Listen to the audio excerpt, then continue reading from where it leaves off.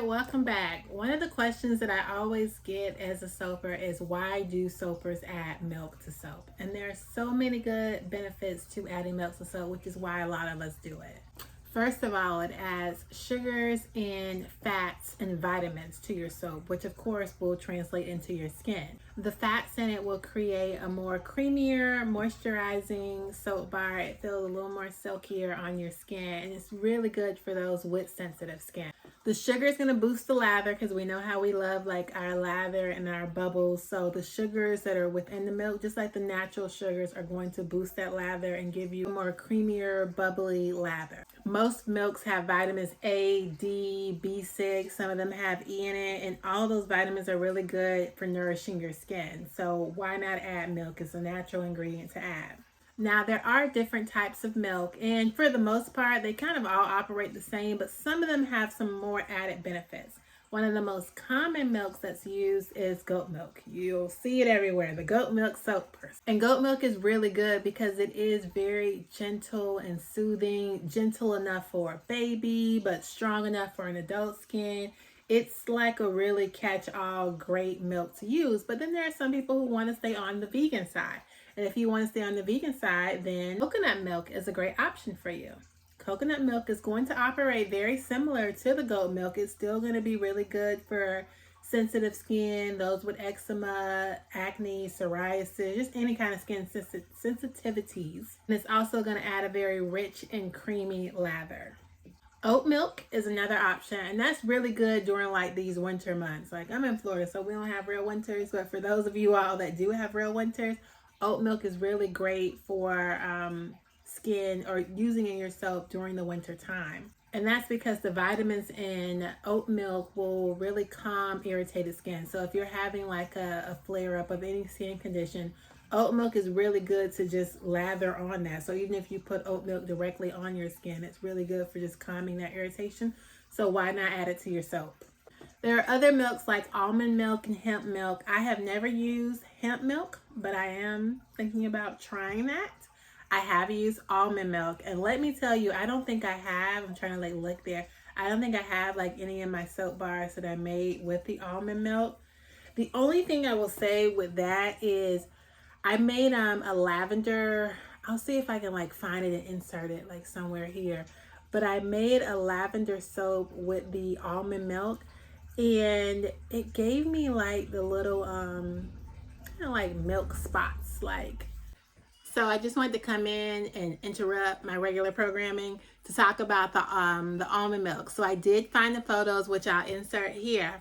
So what happened was on the top of it was like this almost like crumbly white layer, almost like crumb cake sort of. So I'll show you the indigo one. So it was a cranberry soap, it was a sea moss and indigo, and then the lavender bliss, the sea moss lavender bliss that I made with the almond milk.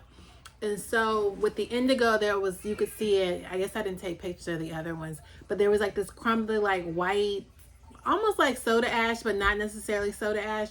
It was like this white crumbly top, and it had like little almost like spider web holes.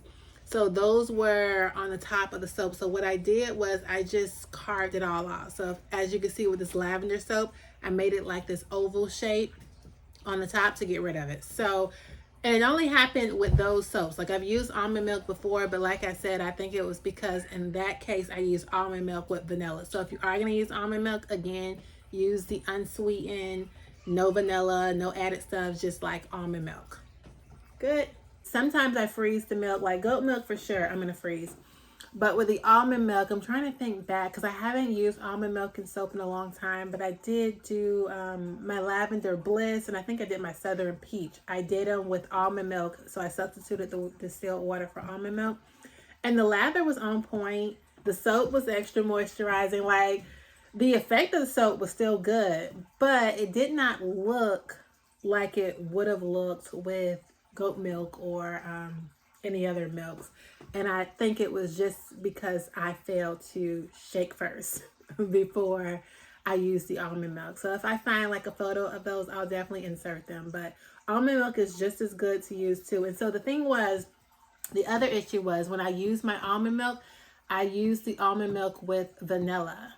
And believe they had added sugars because that's the almond milk that I drank. And so I was like, I want to experiment with almond milk since I had so much of it.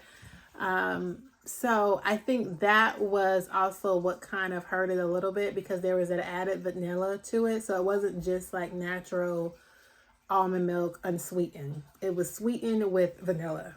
It tastes good. And it felt good in my soap, I'm not going to lie, but it just didn't look how I anticipated it looking. So anyways, that's an option for you. Just make sure that you get the unsweetened almond milk. Don't get the sweetened or the added vanilla to it. So when it comes to adding milk, some tips that I would say is make sure that you keep your temperatures low. So it's always good to freeze your milk into little ice cubes, whether it's coconut, goat, almond, rice milk, any milk, soy milk, whatever the milk is. Make sure you freeze it because milk is very temperamental. It's usually one of those ingredients that are kind of reserved for the advanced soaper, but honestly, beginners can do it too. Of course, with like the right guidance, you can do it too. So definitely freeze it first.